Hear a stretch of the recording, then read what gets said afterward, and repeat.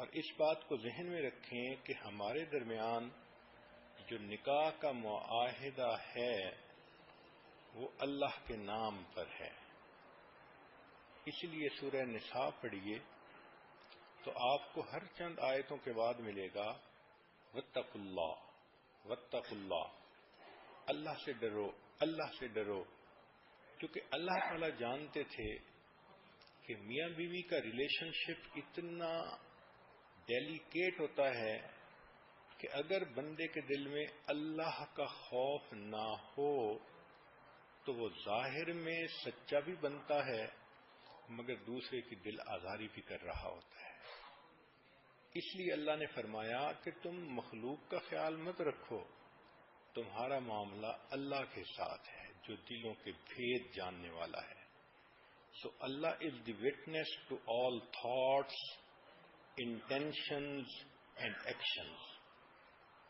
تم جو کر رہے ہو، تمہارے من میں کیا نیت ہے اس کو اللہ جانتا ہے. آگے فرمایا وَجَعَلَ بَيْنَكُمْ مَوَدَّةً وَرَحْمَةً، اور اللہ نے تمہارے درمیان محبت پیدا کر دی. مودت کہتے ہیں محبت کو.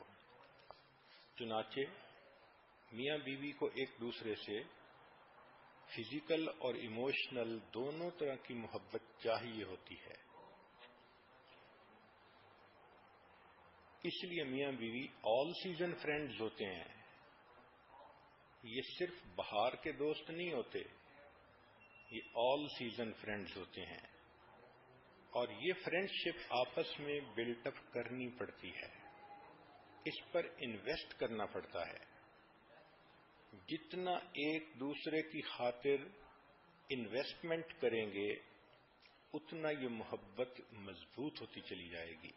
ایک دوسرے کو ٹائم دینا، ایفرٹس دینا، کیئر دینا، سپورٹ دینا، ایک دوسرے کے کام کرنا، ایک دوسرے کی ضروریات زندگی میں دلچسپی لینا، اس سے شادی کا بندھن مضبوط ہو جاتا ہے. یوں سمجھ لیں کہ میاں بیوی کا ایک ایموشنل بینک اکاؤنٹ ہوتا ہے. جتنا وہ اس کے اندر ان پٹ ڈالتے رہتے ہیں اتنا ان کی شادی پرسکون ہوتی ہے.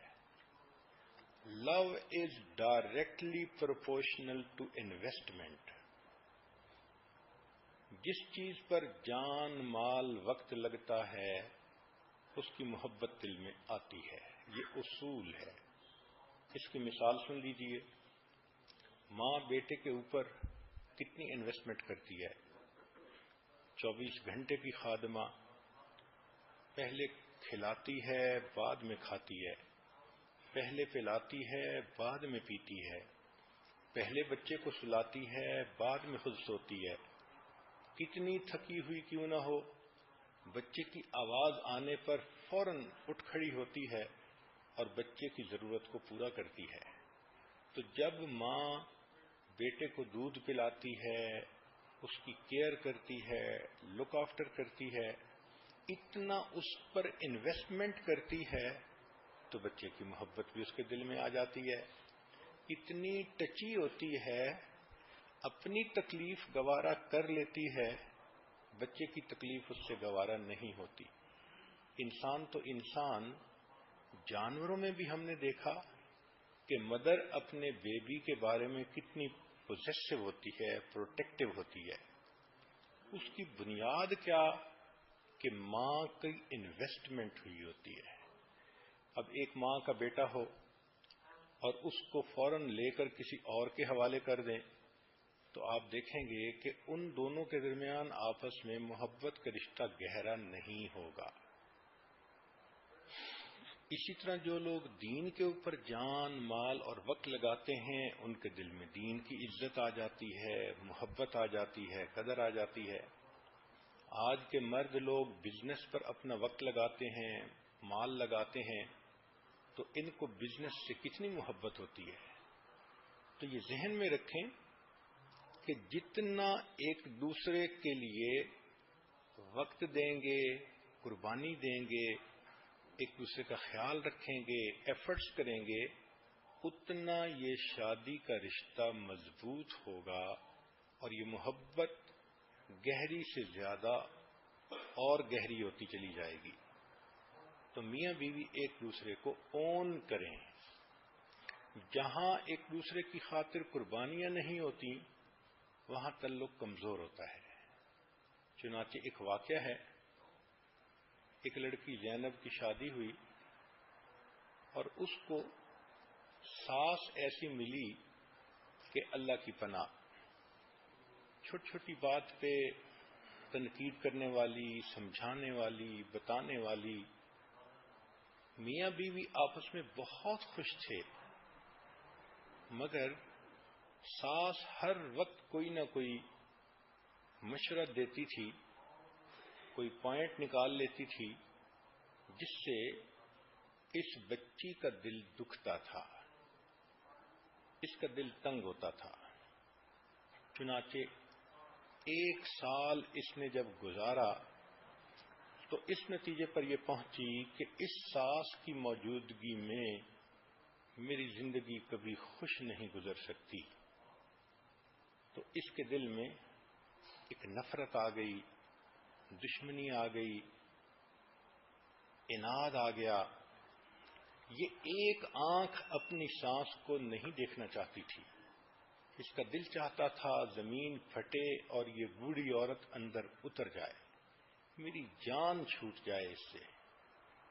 ایک دن یہ بیمار تھی تو حکیم کے پاس گئی دوائی لینے کے لیے.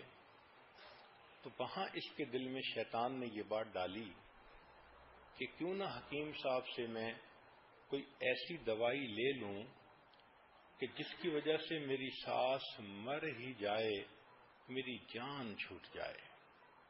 چنانچہ اس نے رو دھو کر حکیم کو بتایا، میں بہت دکھی ہوں، میں بہت پریشان ہوں، آپ میری ہیلپ کریں، مجھے کوئی دوائی ایسی دیں جو میں ساس کو کھلاؤں اور میری جان چھوٹ جائے. حکیم سمجھدار تھا، اس نے کہا بہت اچھا، میں تمہیں دوائی تو دے دیتا ہوں، لیکن ایک بات ذہن میں رکھنا کہ اگر ایسی دوائی دی کہ فوری اثر کرے تو تمہارے نام لگ جائے گا، تمہارے اوپر لوگ شک کریں گے، تم اس کے قتل کرنے والی بن جاؤ گی. اس نے کہا ہاں بات تو ٹھیک ہے.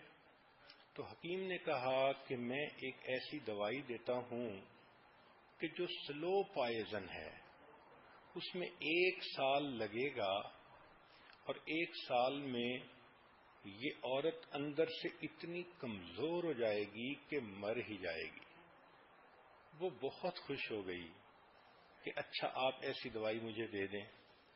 چنانچہ حکیم نے ایک دوائی دے دی اور کہا کہ اس کو وقتاً فوقتاً کھلاتی رہنا اور 1 سال کا عرصہ ہے، تمہاری جان چھوٹ جائے گی.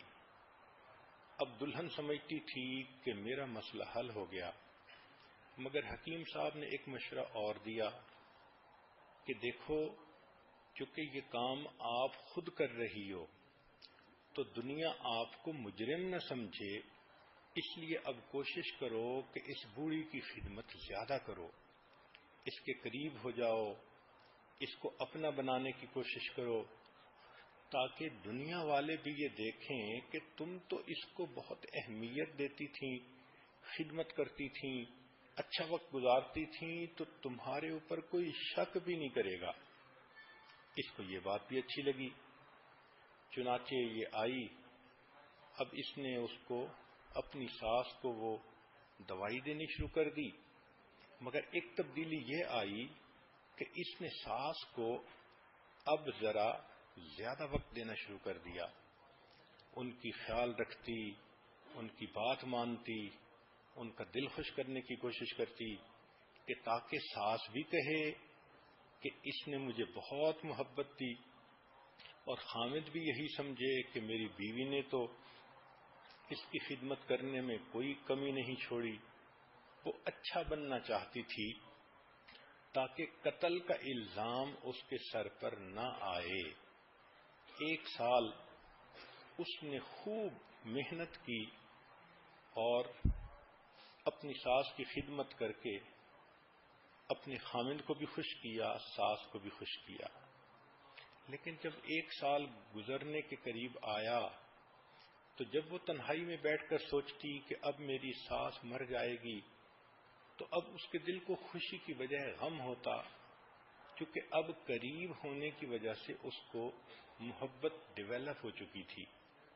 چنانچہ 1 سال کے بعد وہ روتی ہوئی پھر حکیم کے پاس آئی اور کہنے لگی کہ پلیز آپ مجھے اس زہر کا کوئی اینٹی ڈوٹ دے دیں، میں نہیں چاہتی کہ میری ساس مرے، وہ اتنی میرے ساتھ اچھی ہو گئی ہے، میں اس کے ساتھ اتنی کمفرٹیبل فیل کرتی ہوں کہ میں نہیں چاہتی کہ وہ فوت ہو۔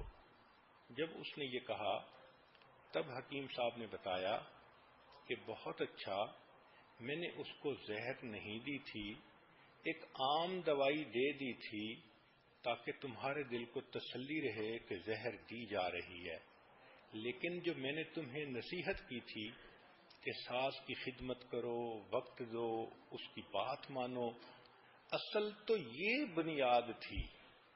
پہلے تم نے انویسٹمنٹ کوئی نہیں کی ہوئی تھی، تمہیں اس کی بات بری لگتی تھی، وہ تمہیں سمجھاتی تھی تمہارے فائدے کی نیت سے اور تمہیں زہر چڑھتا تھا۔ اب جب تم نے اپنے آپ کو سمجھا کر اس کی خدمت کرنی شروع کر دی تو اب تمہارے درمیان محبت پیدا ہو گئی۔ پریشان نہ ہونا، تمہاری ساس ابھی نہیں مرے گی، اپنی طبعی زندگی گزارے گی۔ اب اس لڑکی کے آنکھوں سے پھر آنسو آ گئے، یہ غم کے آنسو نہیں تھے، یہ خوشی کے آنسو تھے۔ تو سوچئے کہ عورت اگر تھوڑا سا اپنے دل کو صبر دے اور پھر خدمت کرے، محبتیں تقسیم کرے تو حالات خود بخود ٹھیک ہو جاتے ہیں، جو مخالف ہوتے ہیں وہ بھی موافق ہو جاتے ہیں۔ ساس پہلے بھی اچھا چاہتی تھی، سمجھاتی تھی، لیکن یہ سینسٹیو بہت ہو گئی تھی، بات نہیں سننا چاہتی تھی۔ اب جب اس نے اس کی بات سنی شروع کر دی تو ساس بھی بیٹیوں کی طرح اس سے محبت کرنے لگ گئی۔ چنانچہ اس لڑکی اور اس کی ساس کے درمیان محبت مثالی محبت بن گئی۔ اللہ اکبر کبیرہ۔ تو اس لیے میاں بیوی کے درمیان بھی جو محبت ہوتی ہے وہ بھی انویسٹمنٹ ہوتی ہے۔ بیوی خامند کے لیے اپنا ٹائم انویسٹ کرے اور خامند اپنی بیوی پر انویسٹمنٹ کرے تو یہ محبت پھر مضبوط سے مضبوط تر ہوتی جائے گی۔